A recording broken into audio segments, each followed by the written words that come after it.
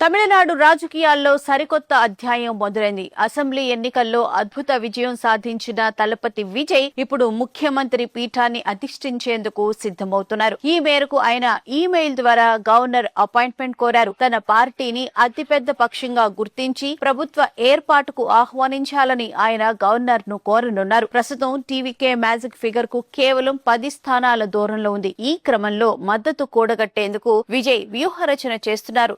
ఈ ఉదయం 10 గంటలకు గెలిచిన ఎమ్మెల్యేలు, పార్టీ సీనియర్ నేతలతో విజయ్ అత్యవసర సమావేశం నిర్వహించనున్నారు. ప్రభుత్వ ఏర్పాటులో అనుసరించాల్సిన వ్యూహాలపై ఈ భేటీలో దిశానిర్దేశం చేయనున్నారు.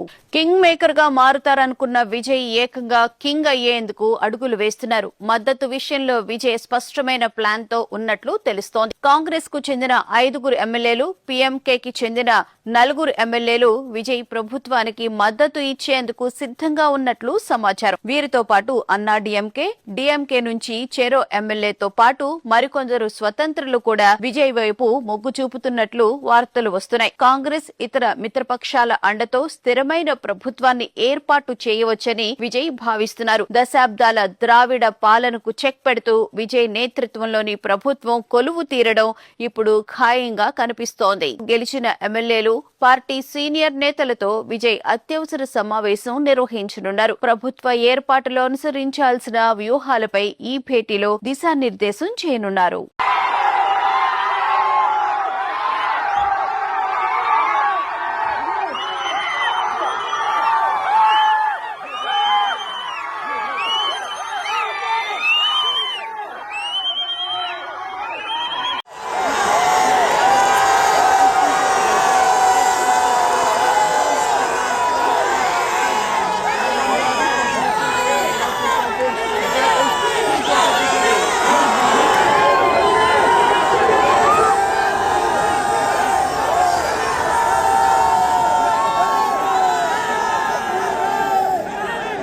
ये आके जनता का जीत है।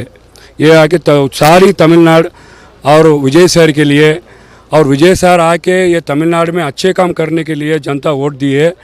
ये आके ये आवाज़ जो है विजिल का आवाज़ है, ये आवाज़ जो है विजय का आवाज़ है, ये आवाज़ जो है गरीब का आवाज़ है। ये गरीब के लिए ये जनता आके वोट दिया है, वोट अच्छा करेगा बोल के बोल।